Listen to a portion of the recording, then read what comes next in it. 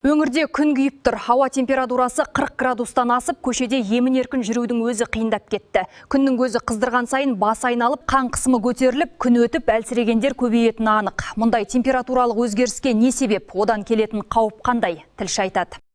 Шілденің шіліңгір ыстығы жамбылдықтарды әбден есеңгіретіп жіберді. Ауа райы биыл әдеттегіден бөлек, күннің көзі қарып, ауа температурасы жоғары деңгейге көтеріліп жатыр. Мамандардың айтуынша бұған Иран мен Ауғанстан аймақтарынан тараған ыстық ауа себеп. 2026 жылдың 15-20 шілдесі аралығында Жамбыл облысында және Тараз қаласында өте ыстық ауа райы күтілуде.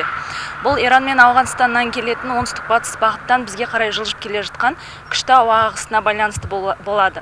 Осы кезеңде күндізгі температура облыс бойынша 37-42 градустан 40-45 градусқа дейін көтеріледі. Күн райымен бірге жедел жәрдемнің жұмысы да қызып тұр. Әсіресе қан қысымы көтерілгенін айтып, шағымданатындар жиілейтіні анық.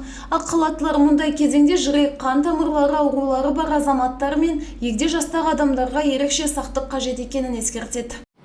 Күн өтудің және ыстық өтудің алғашқы белгілеріне бастың айналуы, жүректің айнуы, жалпы әлсіздік, сусыздану белгілері болады. Ыстық күндері тұрғындарға кеңесім тек азанғы уақытта 11-12-ге дейін уақытта ғана дала шығуға және кешкі 16-17 сағат 16-17-ден кейін ғана шығуға кеңес береміз. Оға дейінгі аралықта үйде немесе көлеңке жерлерде отыруға кеңес береміз.